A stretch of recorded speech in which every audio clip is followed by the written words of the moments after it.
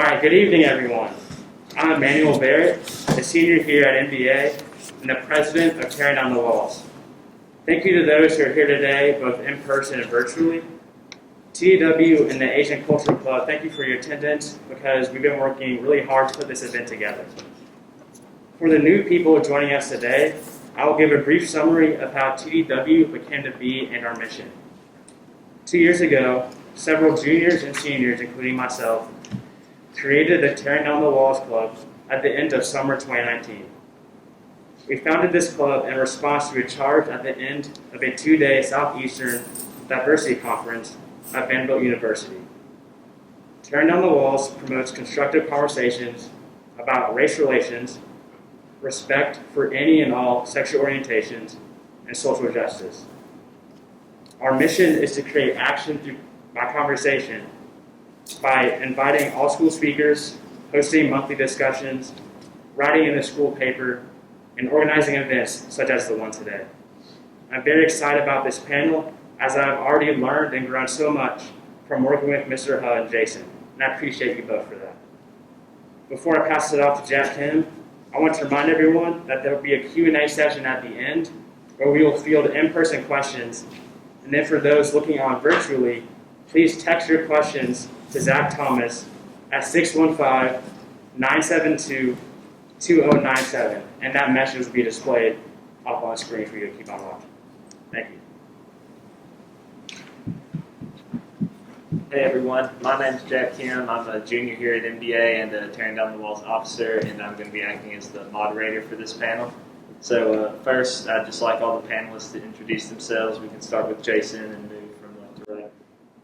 Hey everyone, my name is Jason Zhu. I'm a senior at MBA, and I guess some things I do at MBA, I'm the captain of the rifle team. I play the saxophone in the Ellington Band, and I'm also the president of the MBA Asian Cultural Club here. So. Okay, good evening, everyone. I'm Ying Zhang. I'm the teacher, the Chinese teacher here. I teach the Chinese from the first level to AP level, and Jason is my AP class. And also the sponsor of this Asian Culture Club. Everyone, I'm Sam Meacham. I'm also a senior. Things I do, I policy debate here at MBA. I'm an editor for the newspaper, and I'm on the mock trial team. Hey guys, I'm Ashwin Jain. I'm also a senior here at MBA, and I'm part of the policy debate team and mock trial teams at MBA. Hi everyone, I'm Tim Boyd. I'm the academic dean at MBA, and I also teach European history, and I've been involved with various campus groups on issues involving diversity, equity, and inclusion, including Tearing Down the Walls. Hi gentlemen, and my name is Sam. How you may call me Sam. My pronoun is he, his, him. I'm a father of Kang Ho class 2015, and I'm a pastor of local church, Nashville Korean Presbyterian Church. Glad to meet you. Thank you all for those introductions. It's a pleasure to have you guys here. So without further ado, I guess we'll get into the questions. Could you give us a brief overview of what makes your ethnicity and culture unique? Any specific traditions, foods you like, holidays? Starting with Jason. Yep.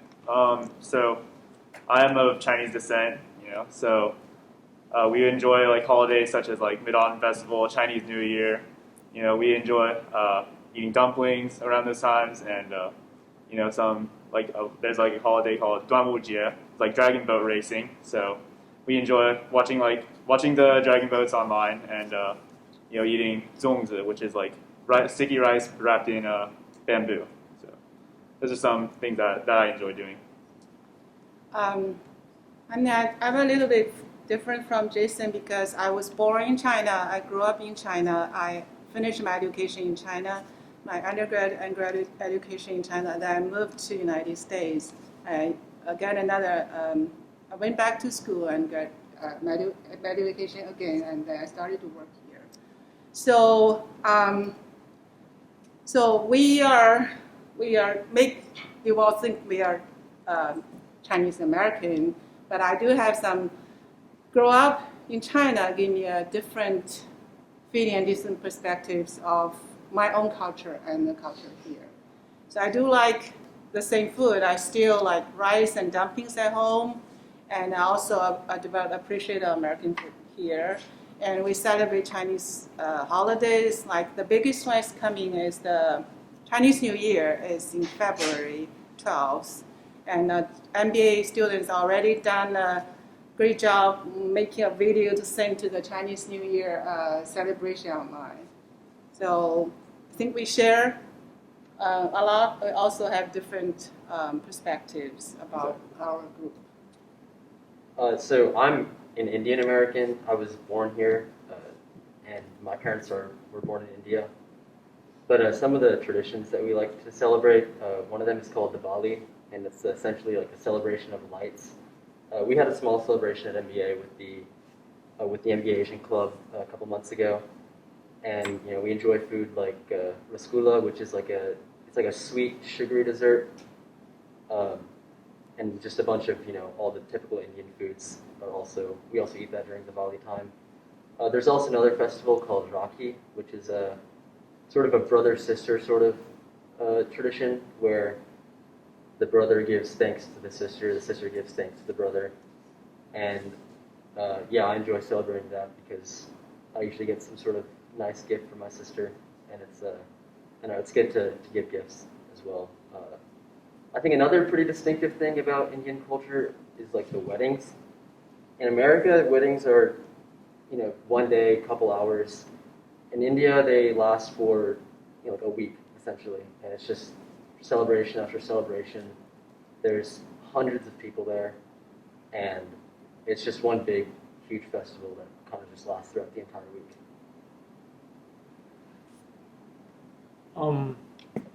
I was born in South Korea, long time ago. I came to Nashville in 1995, and I spent most of the time in Korea, and then I spent about 20-some years in America, so I'm pretty much kind of assimilated to this environment. But Korean culture and Japanese culture and Chinese culture, we are interrelated, and we try to be unique. But actually, they're unique, rooted in the history. So the history is, I think, there's a kind of power dynamics in Korean Peninsula, and also culture. We are just like give and take. We share this common thing, especially when you look at the food, and then you can see the same similar, kind of like the seasonings, but taste are totally different. For example, in Korea, we have a kimchi, we have a bulgogi. I hope you know. We have doenjang. So I think food is very good example about the uniqueness of this culture. And also Japan, they have sushi, but we don't have a sushi. In China, they have a hot pot, but we don't have it. So I think, and the food is very good, and so I'm good at the cooking Korean food. And also, what else? We have a really strong ties in family, bondage. And as Mrs. Zhang said about Chinese New Year, we call it we call it in for example, January 1st, we call New Year. And then February, somewhere in the lunar system, we call it all the year. So we respect the kind of that year system, and we family get together, and then we celebrate the family reunion. So that's kind of uniqueness of the Korean culture. But in the United States, I spent most of the time, 20 plus years, as I said. So now, since I arrived here, I have created with our family our own Korean culture in the United States, in Nashville. So I noticed that a lot of you guys mentioned food. Do you guys have any recommendations for restaurants? I think for Chinese food, since Mr. mentioned the hot pot place, there is a very popular hot pot restaurant in Nolensville Pike, but I don't know it's the time to go there, during this pandemic. But after it's over, I think it's a very good restaurant. You could go to enjoy the traditional Chinese hot pot. Yeah. I think I don't live directly in Nashville, so it might be a little out of the way, but in Brentwood, there's this good place called Taste of India. It's really good. There's North Indian food and South Indian food, so depending on your taste, you just have to try out whichever one you like the most. That place is North Indian. But there's also this really good restaurant on West End. I don't know the name of it, but I don't think there's too many Indian restaurants in West End. So I'm sure if you look it up, you could find it. But that place is really good. For Korean foods, and in Nashville and Edmondson Pike, there's Soul Garden. The owner is my friend. So if you want to go, give them my name, so they will treat you really well. And also we have other Korean restaurant cuisine over there on Charlotte Pike, and another one on Cold Spring area. But actually, Soul Garden, Soul Barbecue, when you go there, they have a really good charcoal grill, and over the grill you can cook from the fire all the meats. So yeah, I strongly recommend that place to you. And just to throw out, in case anyone doesn't know this yet, but tomorrow the lunch option at MBA is bulgogi. Oh, So really? you have a chance to experience MBA's own Korean food. Who's going to cook the bulgogi? The caterers. Wow. Not me. But it should be delicious. Can you elaborate on how different ethnicities within Asia interact with each other and how stereotypes might play into these interactions? And by that I mean, like, maybe in the U.S. people out west see people in the South a certain way, might stereotype them. I guess I'll start. I think the biggest interaction, specific to Indians, is the interaction between Indians, Hindus, and Muslims. And there's always been some sort of animosity between the two religions historically. And I feel like a lot of people sometimes, view an Indian and they're like, oh, well then he must hate, Muslims. But that's not the case really at all. There's no reason for really any Indian in the U.S. to inherently dislike, a Muslim just because of those stereotypes that people have believed in, just because of the history between the two cultures. But yeah, those are the biggest stereotypes that play into these interactions. Actually, in India, there's the same amount of Muslims live in India as they do in Pakistan, which is pretty interesting because a lot of people just assume that there's no Muslims in India. It's like a fully Hindu continent, and then they don't like this fully Muslim continent. But almost 15% of India is Muslims, and I think that's pretty interesting.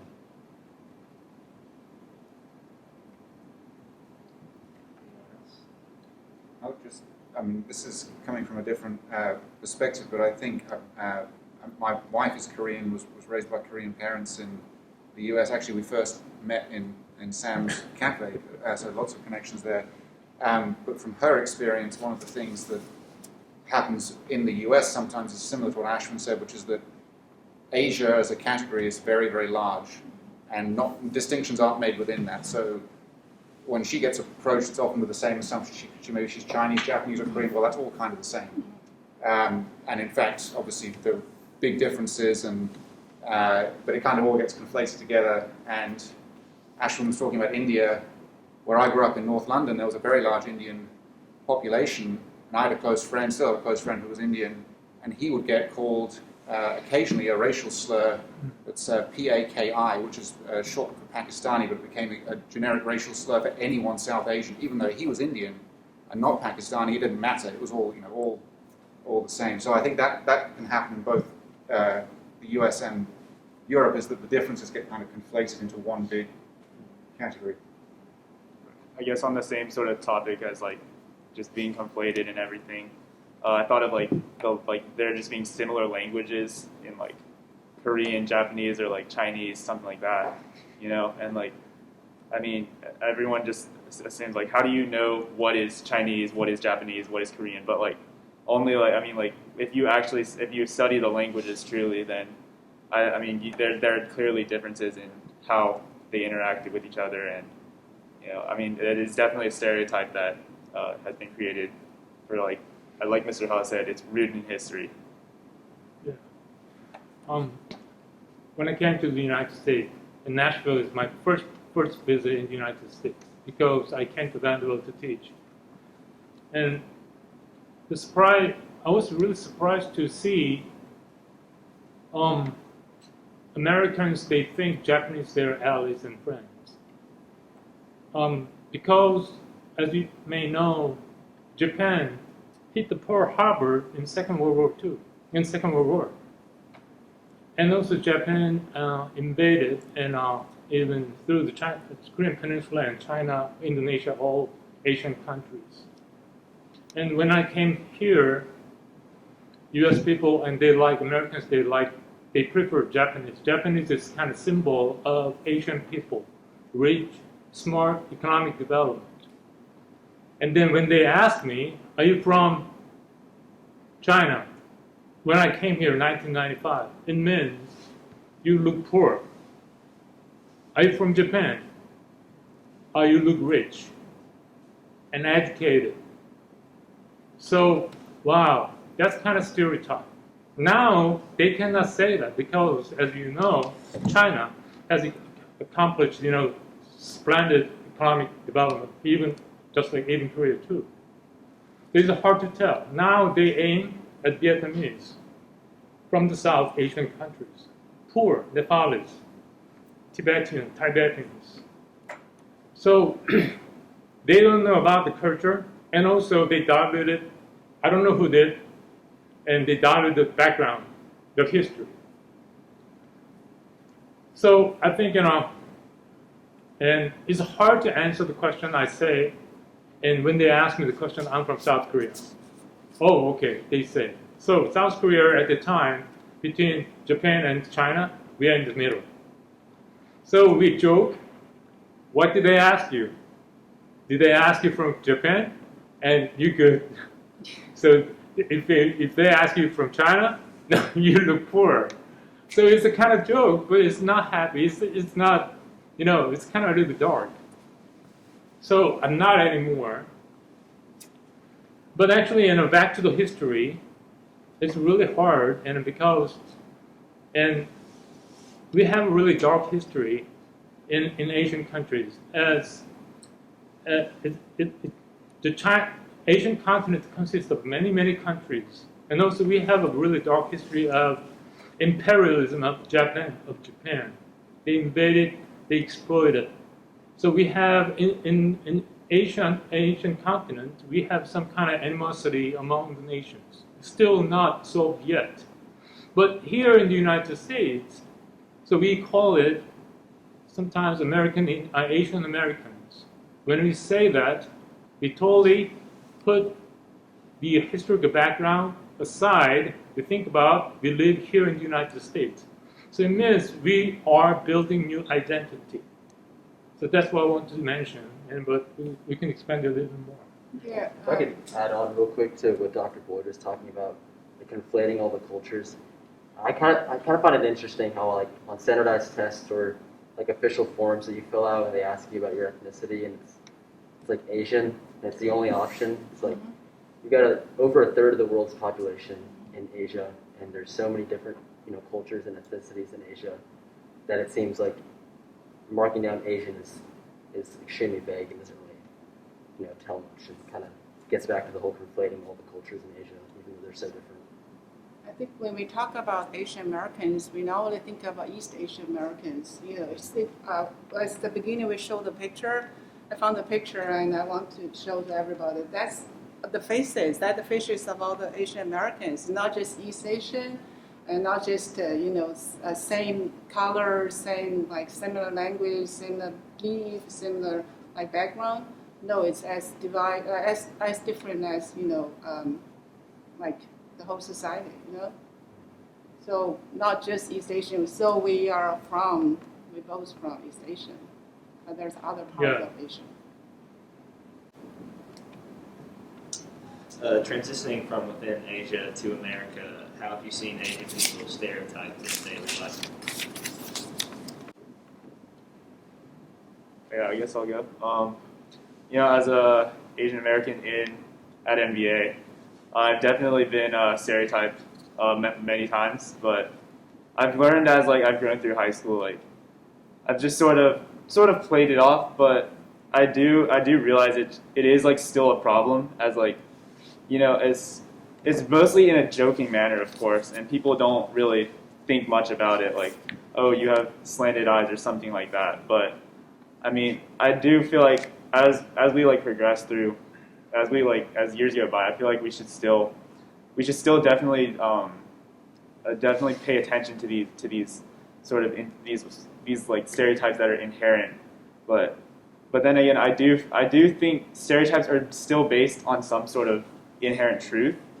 But then again, it's a conflict in my brain in that sort of sense. But as I've grown, like I said, I've sort of learned to just play it off. But I still think it is a problem, of course. Coming from a different, more outside perspective, I've definitely seen some of the stuff Jason's mentioned. The other thing is probably the most common stereotype of Asian Americans is they're all smart, they're all good at math, which is, I mean, based off of, as Jason said, some level of truth because culturally, but it's obviously not a homogenous truth for everybody. So obviously, people might think, oh, that's not a harmful stereotype. It's good. We're calling people smart. But the problem with that is it erases differences between individuals. And second, that Asian Americans who might have different interests, might not be directly interested in STEM fields and math, might be stereotyped as like not being Asian enough, which is incredibly harmful for people to be told that they're not enough of their identity because they don't fit what we see as their identity. And the other thing is more nationally, not something I've seen really at MBA, is like in the context of COVID, how Chinese Americans have been stereotyped, blamed for COVID. People point out that the Chinese government had flaws in their response and say, oh, all Chinese people are to blame for this virus. That's ridiculous, not true. And it's also exacerbated by like important political figures calling it the China virus or the Kung flu or other really offensive terms. And I know there's been a rise in hate crimes against Chinese Americans. There's been a rise in profiling. And that's just that's just kind of the tip of the iceberg as to how stereotyping plays a role throughout American society. Yeah, I agree with Sam, especially when he was talking about how, people view Asians as all, homogeneously smart. Everyone is grouped into this, smart category. And it's, it's pretty harmful to the Asians who aren't as smart because, it makes them feel as if they, again, are not Asian enough, or that if they're not as smart as they should be, then they're not smart at all, when in reality they could be as smart as their, fellow American peers. There's this one kid in our grade who, like, people sometimes say he's the dumb Asian, which is just, like, totally baseless and extremely harmful. And so that's the kind of stuff I see as Asians are stereotyped in daily life. Yeah, just those sort of things that Sam and Ashton said, like not being Asian enough. I've definitely like felt that before. I've like when my peers are like doing really well in something like calculus or physics, and then like I've struggled behind. I've definitely felt that pressure to try to raise my standards but be like, oh, I'm not good enough at this or anything. But but what I do try to focus on, but then I do try to focus on like something else. Like I really enjoy music and like speaking in like mock trial and stuff. But I've definitely just learned to like not really let that put me down as much anymore. This would just be a thought to throw out to people not themselves from Asian backgrounds, but in terms of understanding where some of the stereotypes are coming from and how they develop, is to just when you're watching movies or TV shows and you see an Asian character and try and see, do you see a certain pattern in like which types of characters are portrayed by Asian actors and actresses and which are not?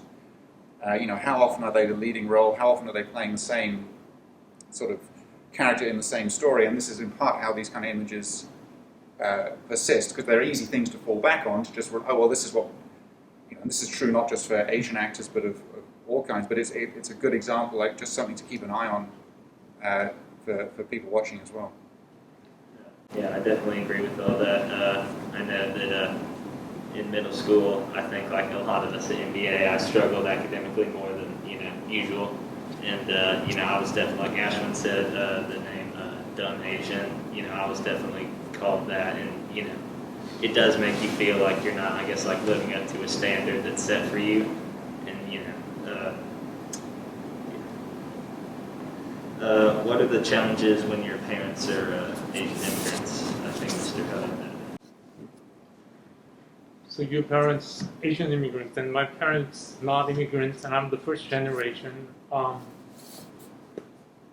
Actually, I think as a father, my son, he was born in Korea, but he moved here to the United States when he was 2. So he spent most of the time, he's a U.S. citizen. But actually, when I asked him, "Are you Korean?" he cannot answer, "Yes, I'm Korean," because he grew up here. He don't know what the Korean background or Korean ethnicity or culture, something. But as time goes by, he knows by himself about Korea, and then his identity is rooted in Korea because he has grandfather in South Korea too. But actually, as a father, raising up my 2 children in the United States, so my challenge was, and now still, it's communication, the language problem. I have to think 3 times when I ask a question. First, I have to make a question in Korean way, and then in my brain, I have to translate into Korean, into English, and then grammarly, I have to put all the words in order and from order, and I have to ask. And before that, I have to think about my pronunciation. For example, Stephen or Stephen is hard to pronounce. Tell apart F and V, and B and D. So when we just always think about, what if I pronounce wrong? It means I lose my confidence in this communication and the conversation. So I cannot stand up for my children. I try to stay back and behind them. So when they have a problem or when they have some help from parents here in this context, so I am the second, because they know my parents cannot speak English. Cannot speak English means cannot hear. Means I'm alive, I'm cut dead. Because I cannot talk. Because you don't understand me. That's the really hardest challenge living in the United States. Now I'm speaking is a miracle. And you understand, that's a miracle. So communication is important. The key is the language. And also language, logics, thinking. So my way of thinking and your way of thinking, the way of thinking in the United States is totally different because the logics are different. I'm learning. When I say I'm assimilated, it means I learned the logics in the United States. So as time goes by, I learned it, make that mine.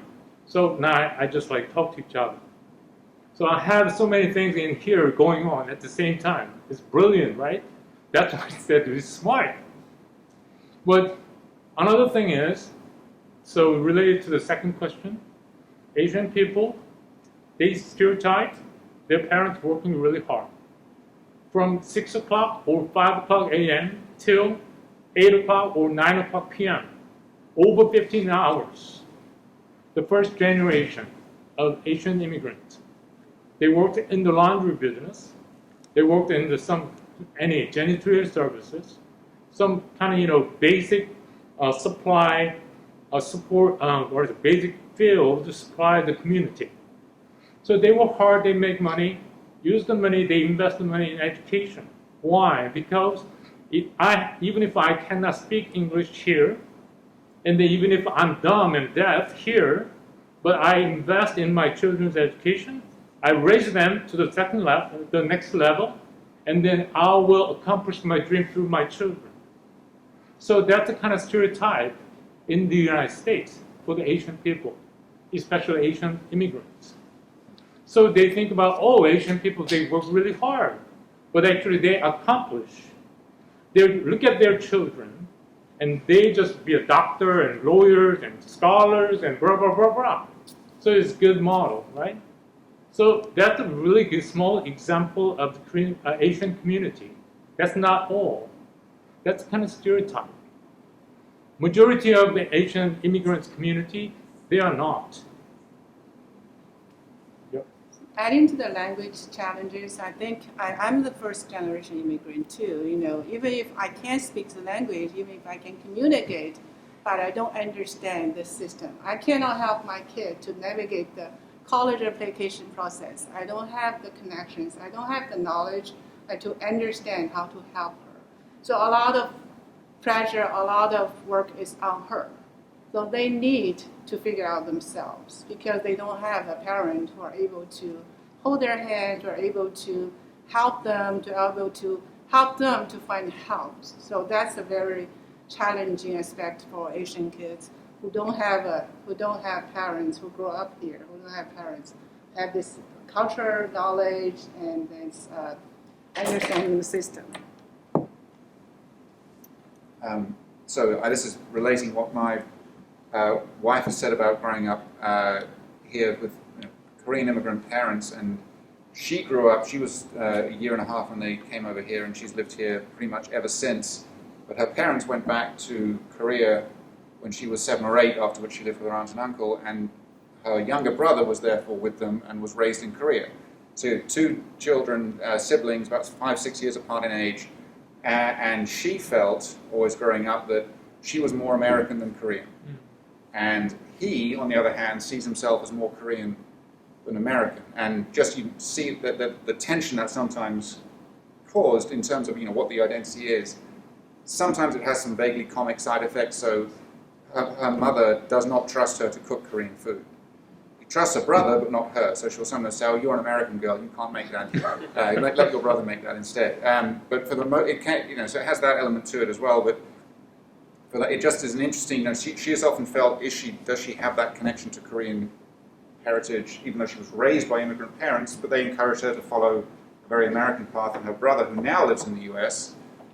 but was raised mostly in Korea, has almost the opposite feeling of it. And you remember, have you ever watched The Kim's Convenience? It's comedy in Canada. It's a really comedy, and it's very popular, and I watched about three of them, and just short, because I just asked my friends, my native friends in Nashville here.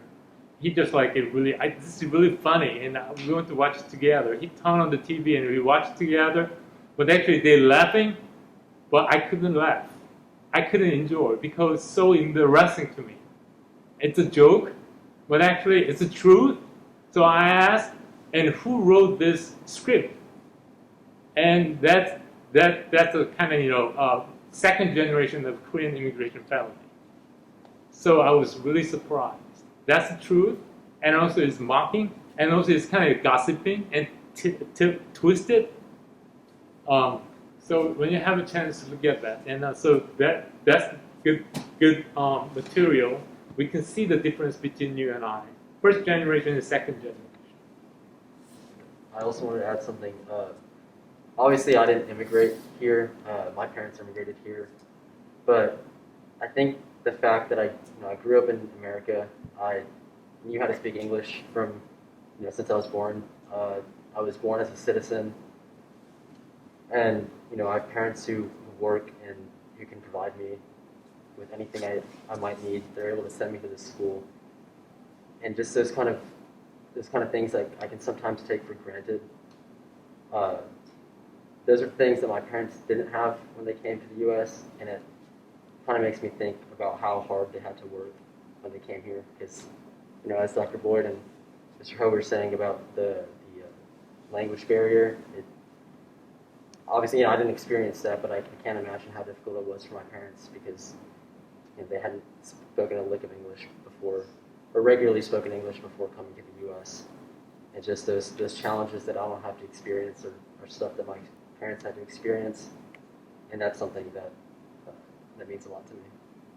Yeah, I guess sort of going off what Ashwin said, I'm also second generation. My parents moved from China. They had my sister, who's about 15 years older than me, in China, and she grew up with all those hardships that they faced, and she definitely has had an immense impact on me. and like how I view what my situation is like now, and how I'm like in a really good place no matter like what like sort of obstacles I face. That I know like I'm surrounded by my family who supports me wherever I go. But she's really helped me there. And but with like communicating with my parents, how do I explain to them something that they wouldn't understand in my daily lives? So she's really helped. My sister's really helped my communication with my parents become a lot stronger. Yeah, my grandparents immigrated here, and yeah, my parents, they didn't have that much, and neither did my grandparents. And so, like what Ashton was saying, like, you know, my parents, like, you know, have the resources to send me to this school, and sometimes it puts some pressure on, because, you know, it's like your parents did so much with so little, and, you know, I think you're kind of expected to do a lot with what you have, because it's so much more than what they have. Are there any particular challenges that go along with being Asian in the MBA community? Oh, yeah, definitely. I've definitely felt imposter syndrome before. Definitely felt out of place in mostly a predominantly white school. But I definitely felt more insecure in middle school about what I was like expected to be as like an Asian American, and I definitely felt like I definitely didn't fit that standard at all. But I think with a good group of friends and good group of guys who really supported me along the way, I think I've definitely found my place in where I am now. So For me, I think just the feeling of otherness is probably the biggest challenge I've had. I entered MBA in 8th grade, and it was the 7th school I attended. And so I'd never been in the same school for more than a year or two. And so I was always, you know, the new kid. And on top of that, I was always the youngest kid. Like, I'm younger than half the kids in the grade below me. And so that's always kind of been hard because no one really gave me the respect that I thought I deserved because I was, you know, a year or two younger than everyone else who I was surrounded with. On top of that, I was, you know, coming to MBA, or at the time I came to MBA, I was the only Indian kid in the grade. And so, you know, all those things kind of combined just made me feel as like other, and it was kind of difficult to, it kind of trained me to think it trained me to think that who I was isn't who I should be, and I should be the people around me. So yeah, that was the hardest challenge when I came to MBA, but I think I've found a group of guys that that are always going to support me, you know, accept me at MBA, and I think I've gotten a lot more confidence as I've progressed through MBA. What does it all entail when people call Asian Americans the model minority, and, you know, why is that obviously wrong? I think I can answer this one. The model minority, for people who don't know, is basically this idea that compared to other minority groups in the United States, Asian Americans have been remarkably more successful. They've overcome obstacles and become really economically successful, and it's based off data showing that Asian Americans are, in fact, have the highest average wealth of minority groups in America. But the problem with it is the problem with any stereotype, that it's overly broad, it overly homogenizes Asian American experiences, and kind of creates this weird contrast between different minority groups that is harmful. So the main thing that it does, aside from being just a stereotype that's inaccurate and can create unfair expectations, is that it allows people to believe that there's really not discrimination against Asian Americans, and to deny that discrimination exists by saying, look how successful this group of people is and how barriers must not exist for them, which allows people to blame individual Asian Americans for any failures that may happen. It also just shows that they're different from the mainstream. They're more successful. And what I said earlier about how even positive stereotypes are bad is applicable here. And the other thing it does is a lot of times it's used to juxtapose Asian Americans with like Black people in America, with Latinos in America, and say that if Asian Americans could overcome all these barriers, then there must be some intrinsic reason that Black people aren't overcoming racist obstacles in society. And it's used in kind of a racist manner there, and to suppress the need for any changes in society to combat systemic forms of discrimination and racism. So it's a pretty harmful thing that a lot of people actually believe, or at least implicitly believe. Yeah, I agree with Sam there. I think putting Asian Americans on this pedestal of like a model minority that kind of blinds people from like true injustices that the Asian Americans face, and their justification is, oh, you've been doing so well economically, there's no reason that you're oppressed. And well, yeah, there's economic oppression is definitely a big form of discrimination. It's not the only form, and it's not the only form. There's other forms that exist, and just because it doesn't apply, or just because economic discrimination or oppression doesn't apply to us, doesn't mean that other forms, still happen. Since I arrived here, I joined a local church, and not the church I'm ministering right now. And the church we call it white church, and I'm the only Asian family, and I'm the only colored people in the church. But I've been a member over 20 years since I arrived here. The youth, they couldn't pronounce my original Korean name, Serim, but instead they happened to, by mistake, and pronounce Sam.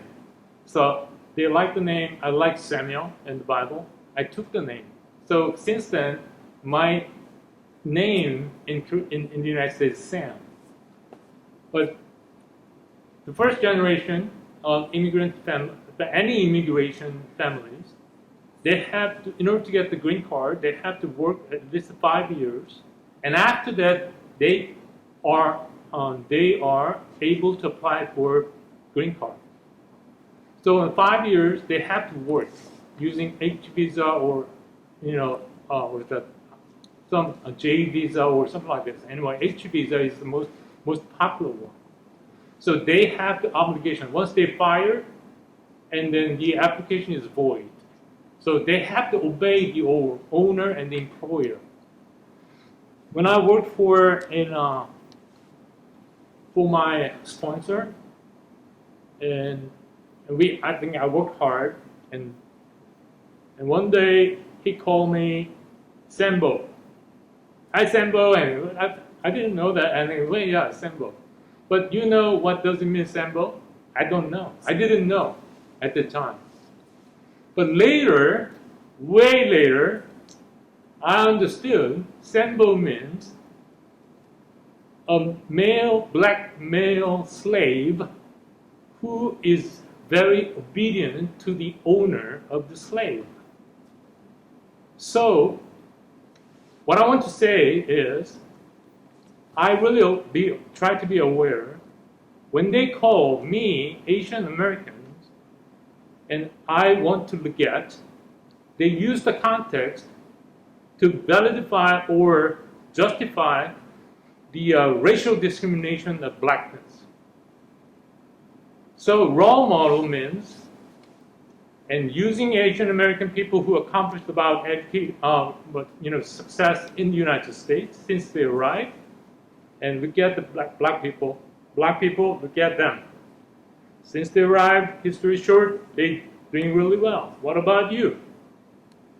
So when I heard, when he just happened to call me, I don't know if he knew the meaning or not, but when I found the meaning about Sambo, wow, this is deeply rooted in the culture of the United States.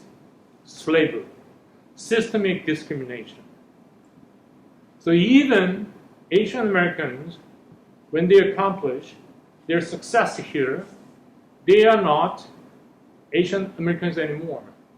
They are already in the majority group. They look at the otherness as some kind of inferior or the target to be discriminated, differentiated. So I hope you understand what I'm saying. So Asian Americans, when we say we have to look at how they use this terminology for what purpose. That's what I want to say. Why is it important for us to better understand that there's a distinctive experience for Asians and Asian Americans? Yeah, I think based off like this thing we just discussed, the model minority, I think we definitely shouldn't view all Asians as like the same person, to being like successful, growing up to be like a doctor or a lawyer, and just having another family who is going to continue that trend. I definitely don't think that every Asian American should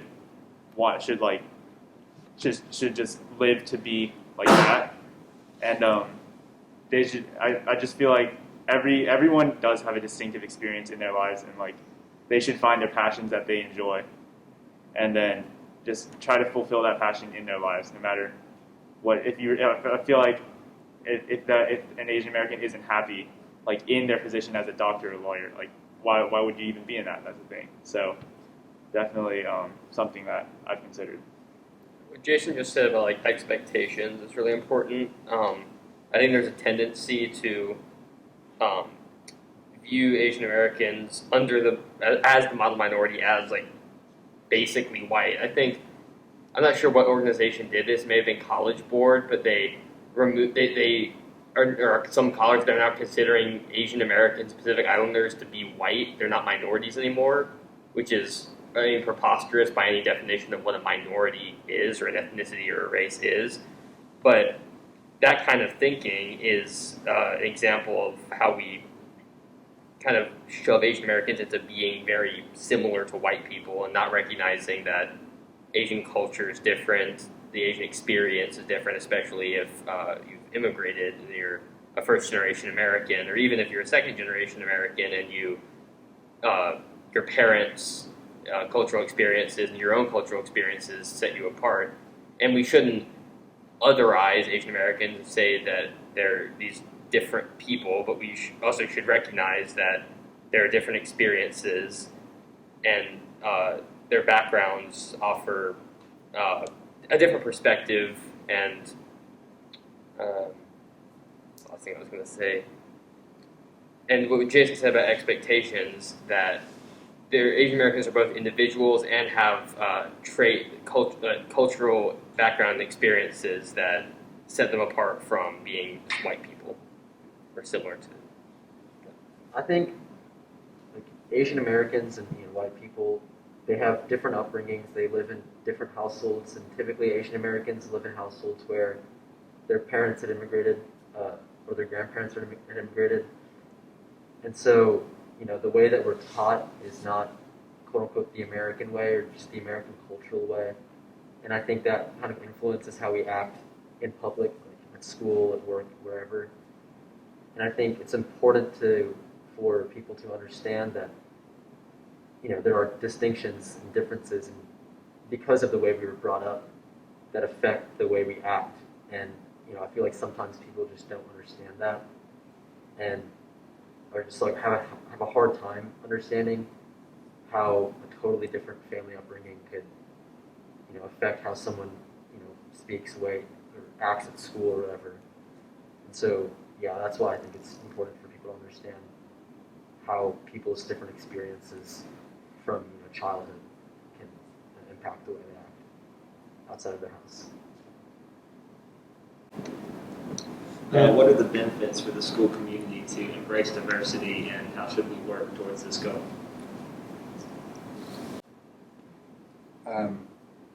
Well, starting out from that as sort of a bird's eye perspective, I mean, there's a lot of benefits, and diversity, of course, has a lot of meanings. If you're talking about learning about other people's experience, other people's background, that can build empathy and perspective and understanding. If it's about ideas, this is the school is supposed to expose you to different ways of thinking, different ways of looking at the world, and so diversity of thought is also very important. So to state the broad goals is relatively straightforward. But I also think, in a way, the value of sort of panels like this and just programs like this is to answer that more specific second part of the question, which is before I sort of fall into the automatic stereotype of the good middle-class white male saying, well, let me explain how we're going to solve all this, to say this is really where, we want to hear how do we get to, we know what the goals are, and how do we get to them is what these conversations should be about. I could just draw one specific example from my life. Last year, I went to visit my sister in Jordan, which is a country in the Middle East, and when I went there, I noticed like totally different culture. Obviously, it's most majority Muslim country, but one of the things I saw there that kind of shocked me was their unwavering, sort of sense of hospitality and welcomeness that you really wouldn't find elsewhere, and how hospitable and how welcoming they were kind of forced me to think about why I'm not the same way, or why do I have to be, or why am I not as selfless as they are? Why does selfishness, or basically why am I not as selfless as they are? And I think that those sort of things, those sort of traits are not something that you're going to learn just by staying in your own little bubble, but it's something that you have to go experience for yourself. You have to go out into places that you're not comfortable going in order to learn about other people's perspective on the world and how you could, potentially harness that to make yourself a better person. And I do think I've become more selfless because of that trip. I think diversity is important. I feel it's like, doesn't matter what race we come from, what race we are, we all want the same thing. We all want to be known. We want other people to know about us. So we want to share our stories. We want to share our ideas. We want to share what we think, what we like, what we don't like. Just like this is the starting of a good conversation. We want to hear about others. We also want us to be heard. And we want to talk about it. We want to know about each other from the very basic questions like, what kind of food you like, what kind of family life you have, what kind of hobbies you have, what you're good at it, what you just like have this conversation, know about each other, ask about each other. I think that's why this panel, this conversation is very important. When we don't have any college students here, but when this is an example, in one college in Chicago, there are two Korean student organizations in college. One is Korean student organization from South Korea. The other one is Korean American students organization, but they don't get along. What it means, identity is different. So even my son or the second generation of immigration family in the United States, when they visit their home country and meet the youngsters, they can get along. But as far as identity is concerned, they're different because contextualized, totally different culture. So in other words, your friends around you, Asian American friends, they are struggling to build their identity. We call it hybrid identity. They don't know who they are yet. So they cannot belong here, they cannot belong there. They just like up in the air. So as long as they are Americans here, we need to help this community, help them to build their identity solid and sound and strong in this context. So that's the kind of, the question how to handle for us. And also in MBA, raising my children and a son here. At the time, we have Asian Mothers Club here. Do we have Asian Mothers Club here? Not a specific No. person. No, there's a. Yeah, sorry. At the time, we have Asian Mothers Club. In other words, mothers of Asian immigrants, they try to help connect school and the family. And also mothers, they try to invite new mothers of the students in the community. They try to build a bridge to communicate. The communicate is very important practically. As I said, language is biggest barrier to communicate, especially to any immigration families, especially from Asia, because they have a lot of things in their mind, but they don't know how to deliver. And then they can ask their children to transfer and or deliver to their, So, and I like to. This is the thing, I want to ask and the parents of Asian American students at the MBA. You guys stand up. Means help your children and also help your teacher to understand what's going on in your family and what's going on with your kids. So they need information from you. Unless you help, and then they don't know what's going on. They have to treat equally, universally, like others. But they are unique, and they're moving through the chaotic, period. So we need to help them. And also in doing this, you can find a way to help other students to understand them more. So that's a kind of way of building community of compassion. So understanding more about food or anything. And also fathers, you guys can help in schools whenever they have some events. And I know you're busy, but try to do your best to be there.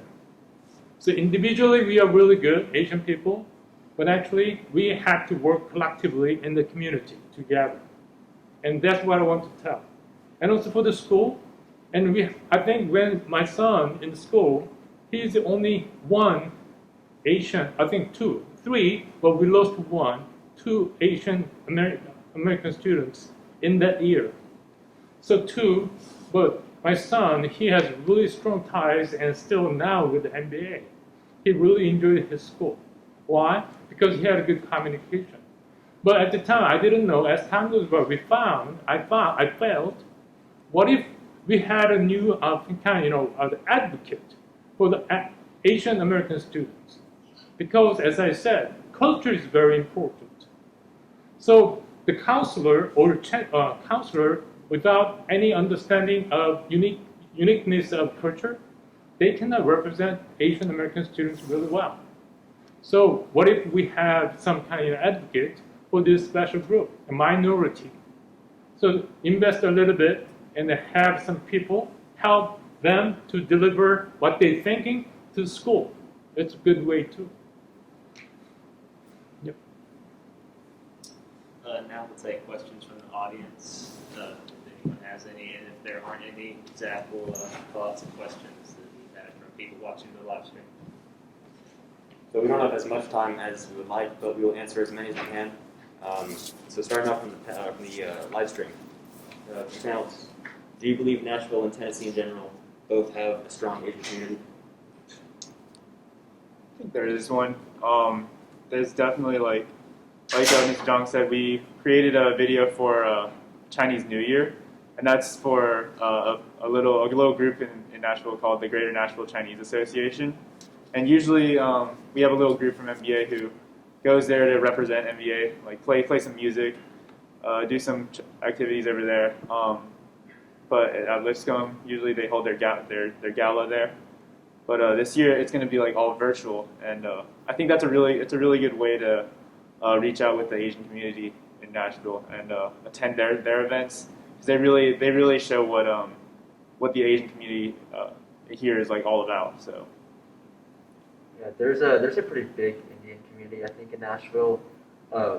We're part of this association called the Indian Association of Nashville, or IAN, as we call it, and they host events. They have like a show where all the members of the association can like dance, play music, whatever they want to on stage in front of like hundreds of people that attend the event, and that's in celebration of Indians' independence, and so that usually happens around August, like the weekend usually right before school starts. And they also have like a Diwali party outdoors, and yeah, I usually try to go to that every year if I can. But yeah, I mean, I would say there's a pretty big Indian community in Nashville. So there's two very quick data points. When my wife's parents came over to Nashville to visit, and they were looking for a church to go to. They're Catholic, and they asked for, where is the Korean church? And when they looked it up, they realized they had about 6 Korean churches to choose from, and they were very surprised there would be that many, and very pleasant. So it suggested again how broad the community was. And I remember when I first arrived, London has a very large Indian population, and when I came to Nashville, I wasn't sure how big an Asian or Indian community there would be. I soon found out there were 4 separate Indian cricket teams in Nashville, so which already is a pretty strong sign that it was a well-established community as well.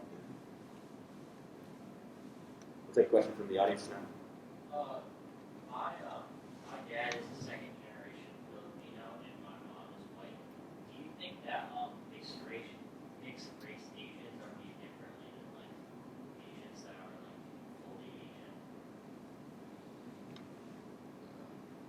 Yeah, I definitely think that definitely factors into the experience of being Asian. Definitely, you probably don't like get treated like an Asian American, but I definitely feel like you should still have that like experience of being an Asian American.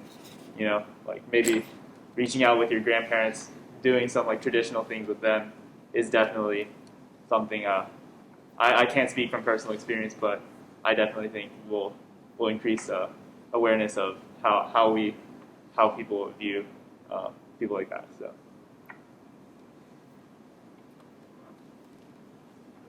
Darren? My question would probably be along the lines of code switching. Generally within, the black community or other communities, there's a certain dialect that is now, there's certain things that you do around your own culture that you're comfortable with that you generally don't express around others. Do you feel like you code switch on a regular, or is that, just non-existent?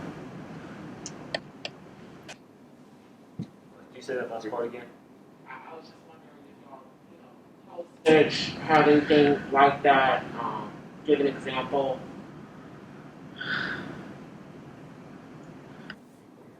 Could you come up to the mic, please? I don't think the panel's It's hard to hear right now, sorry. It's this mask, I promise. Okay. My question would be along the lines of code switching. So generally in other communities, there are certain things that you do around your culture, certain activities, certain dialect that you hold with your own culture that you generally don't do around other people. Is that prevalent within the Asian community, or do you just feel like you assimilate in with the rest? What is your level of comfortability that you have with other people versus your own culture? I think for me personally, since I'd always been here in the U.S. and now that I go to a predominantly white school, I guess I've I wouldn't say whitewashed, that's probably a bit harsh, but I definitely think I've adopted some culturally American things that I wouldn't have otherwise if I didn't live here. And so in terms of changing personally who I am based on whether I'm at school or at home, I don't think I'd change that too much, but I definitely do see how people could people could act differently or speak in a different way just based on who they're around. Yeah, there's definitely the shared experience that that person is also Asian American, so what they've been through, what insults they've faced or whatever, and you can sort of connect on that level, but it doesn't really detract from, I would say, how anyone else speaks, or how I would speak to anyone else outside of that sort of culture. So for me personally.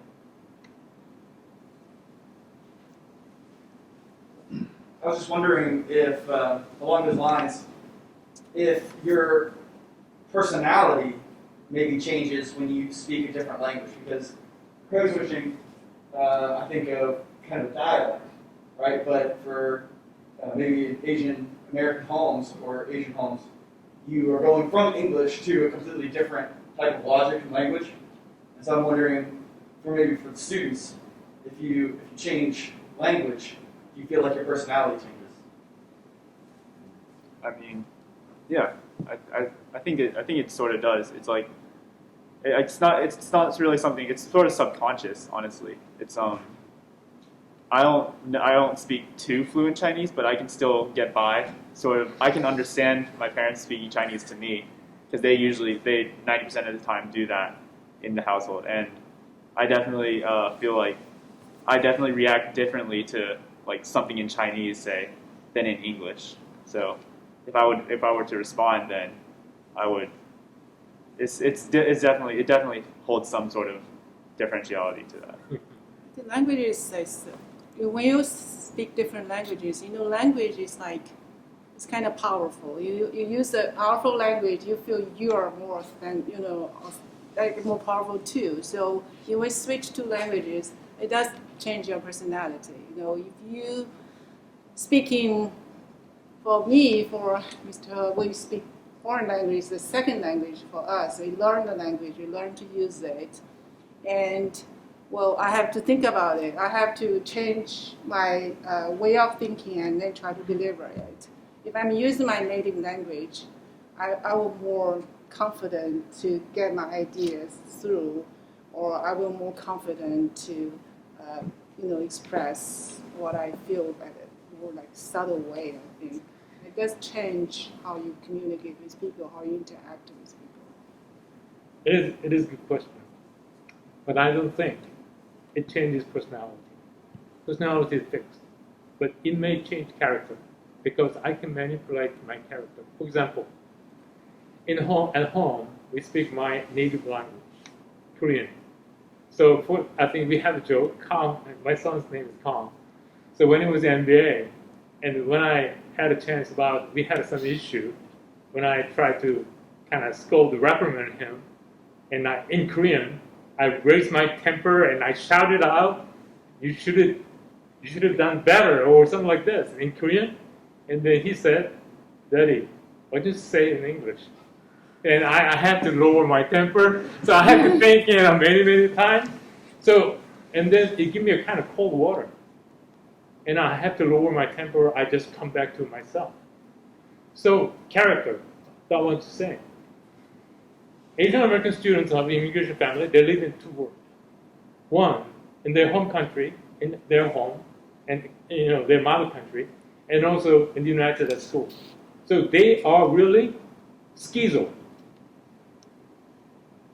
And parents, they cause the problem because they create about their authentic national background and the culture of their mother country in their home. And the value system is totally different. So they have to adapt, and students, they have to adapt their system, their kind of way of thinking, or adapt themselves at home and to school, American standard. And when they get home, Asian American kind of standard. So they're really currently struggling with two. So for parents and people just like second generation, they don't have a problem because they speak English really well. And it's more convenient for them to speak in English. But for us, no. And then at home, so when I use different language, for example, English from my native language, it may definitely affect my, character. But personality is already set, so I cannot change my personality. So Ashwin and Jason, as seniors having gone through the MBA experience as minorities, what advice would you give your kids when they prepare to enter middle school and high school? I think. Oh, that's a good question.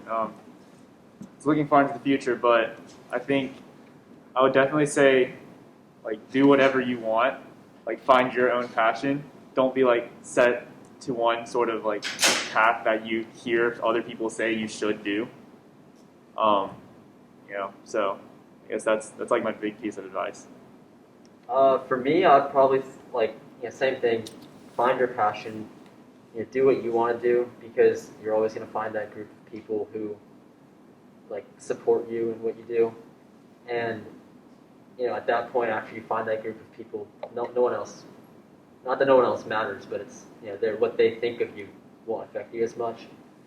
And so that's something I think I struggled with. But yeah, that's what I would tell them. Just find their own path and don't let anyone tell you that it's not the correct path because they don't know. Well, thank you to the panelists for your time. Dr. White had to run out; he had to leave, but I'll swing it back over to Jason to wrap it up.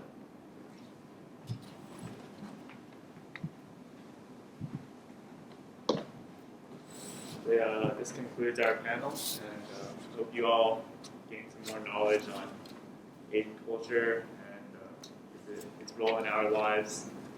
I know I really did. I really enjoyed listening to all of you guys, and really enjoyed your questions. So thanks for tuning in, and hope you all have a good night.